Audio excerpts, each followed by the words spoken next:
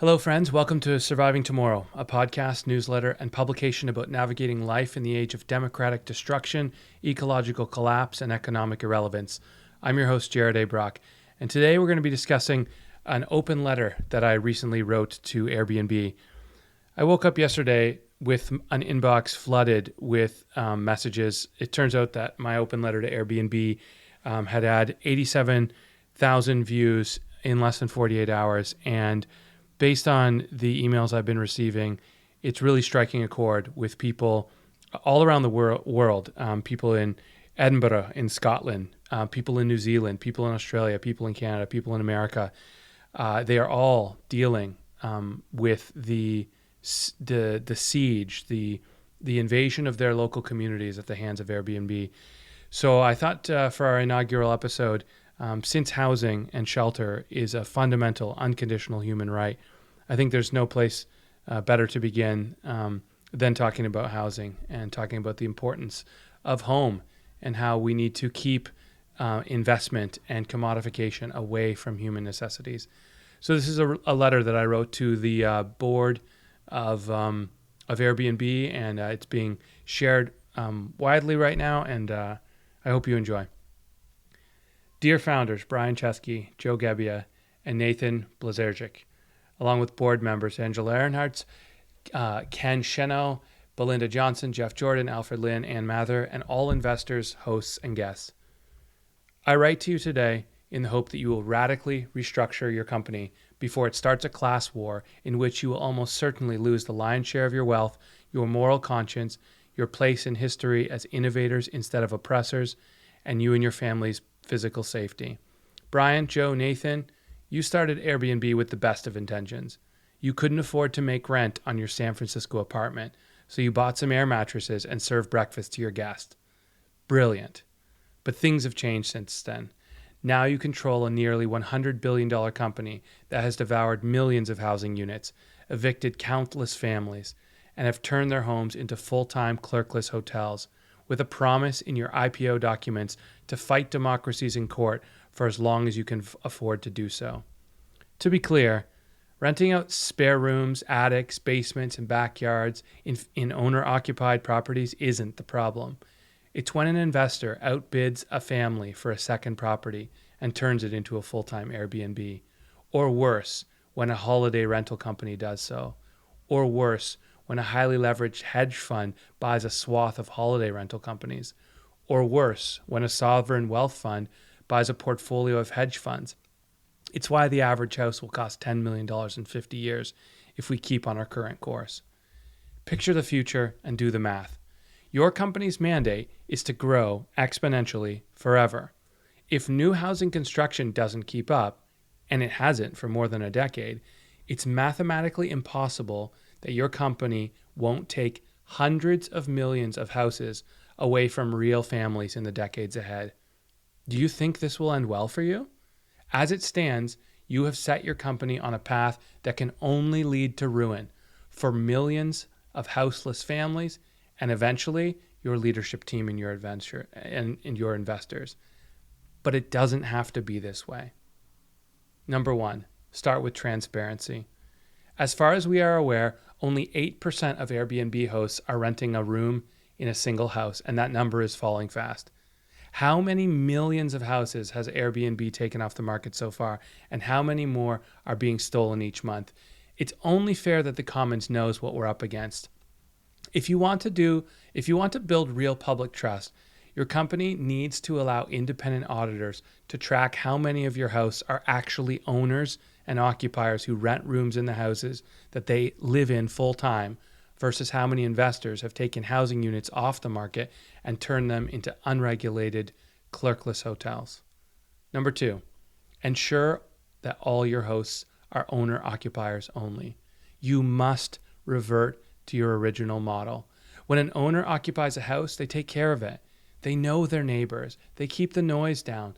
They shop locally. They don't park illegally. They clean up after their dogs. They keep the local schools open by sending their kids to them. They set down roots. Absentee landlords kill communities. They don't have roots. They don't care about noise or safety or cleanliness. They don't care about schools. They don't care about neighbors. All they care about is extracting wealth. Worst of all, the huge proliferation of holiday investors is skyrocketing house prices beyond all affordable values. This means that the real societal contributors, productive workers, have to relocate to less desirable locations further from their places of work. This is already robbing millions of people of billions of hours of life due to extra commuting, and the environmental toll of all that pollution is yours to bear. All of this could be ameliorated by ensuring that every single one of your hosts is only renting out space in a housing unit that they own and live in full time. Number 3, limit the number of rental nights to 14 per year. Obviously, high year-round commercial availability removes a house from the residential market. The average American gets 2 weeks vacation per year. As such, it seems reasonable to limit the number of rental nights to the number of vacation days of the average owner-occupier. Many cities have already started to put in such a limit, but if your company truly cares about the commons, you'll preempt them all by ensuring your hosts are good citizens first and hosts second. In a word, there must be no more full-time Airbnbs in residential homes. Next, stop suing democracies. I realize that part of your business plan includes building a war chest to fight 100,000 plus cities in court, but is this really how you want to make your money? By fighting democracy? How will your children and grandchildren look at you when they learn the truth of your actions? Is this how you want history to remember you? Airbnb's fight the public forever model is going to cost you a ton of money, and it's going to cost the commons even more. But do you expect us to just roll over and die? What other choice do we have? When millions of us don't have a place to live, what else will we do? Next, stop bribing Congress. Let's face it, the rest of the world calls corporate lobbying what it actually is, bribing. Why do you have 13 lobbying firms in Congress? Why do you hire PR firms? Why did you hire PR firms to meet with Scottish delegates on 28 occasions? Why have you funded more than 400 fake grassroots organizations? Instead of bribing corporate captured puppet politicians to make laws that oppress the commons, why not build a company that doesn't require the overthrow of democracy instead? Next, start building clerkless hotels. Clearly, there's a huge market for your business. People don't love the hassle of hotel check-ins and checkouts. They like paying online. They like having kitchens. They like having unique and interesting spaces. If you build it, they will come. Seriously. As more people start to travel regularly, there's likely a market for more than 1 billion Airbnb hotel units globally. Airbnb could earn, and I mean actually earn, a real profit by revolutionizing the hotel industry. You've been bleeding investor cash for nearly a decade, so why not make a profit for a change? Next, or rather last, start an Airbnb bank. Now, of course, the sheer brilliance of extraction economy companies is that you take a massive cut of the profits without shouldering any of the risks and costs, shunting all those pesky expenses onto the backs of your army of hosts. So why not continue to pass the buck by giving your hosts an opportunity to invest in full-time, commercially zoned vacation space?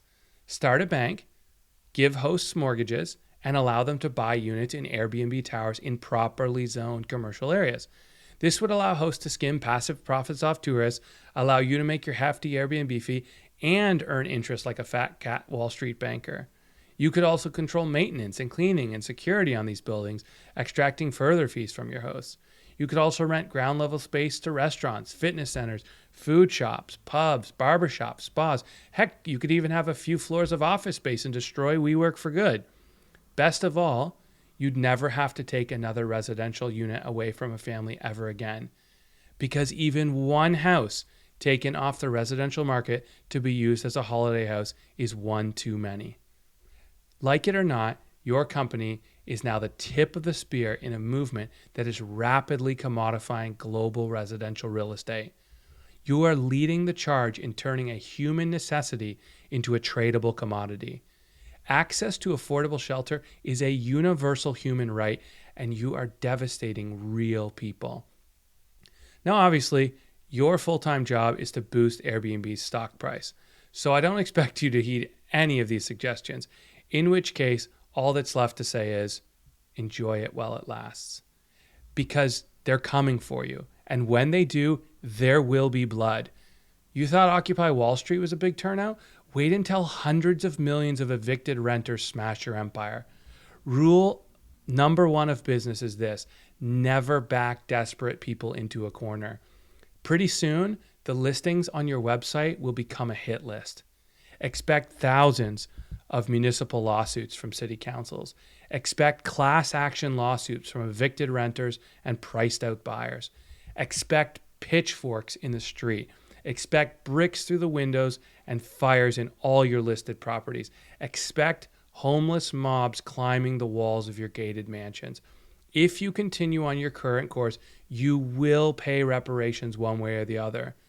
So either get a good insurance policy or get back to your original business model so that the world can call you blessed. On a personal note, my wife and I are having our first baby in a few weeks. Our house lease expires in the spring, and we are desperately hoping that our landlord will renew our agreement so we can stay in the village we've come to love these past few years. We want to raise our child in a real home, but let's be honest, our landlords could extract far more money by renting our house out nightly instead of monthly. Our whole village is the same way. Nearly every property that comes up for sale is snapped up in days by a holiday rental company for far more money than any local family can afford to pay. If the trajectory continues, and there's no indication that it won't, there is a very good chance that our local school will be closed before our child has a chance to attend. I can't describe to you the sinking feeling I get in my stomach every time a 60-year-old suburban woman stops in front of our place and says to her husband, "Oh, that one would be cute." Or worse, when a holiday rental company van pulls up and snaps a photo of our home. There's a ticking clock that hangs over our heads, counting down the days until we inevitably have to move to a less desirable location, into likely a much smaller place, and pay way more money thanks to commodification of real estate in the hands of Airbnb landlorders. Calls to action. There is much to be done in this world, and much of it is an undoing. To Airbnb investors and board members, I say, for the sake of long-term societal safety and short-term societal affordability, I call on you to divest of Airbnb stock in the same way you would of fossil fuels and weapons of war, or at the very least, become activist members that force the board to abandon its non-owner occupier position. To Airbnb hosts, I would encourage you to only rent out rooms or units on your primary residential property and to sell any and all properties that you have stolen from the commons.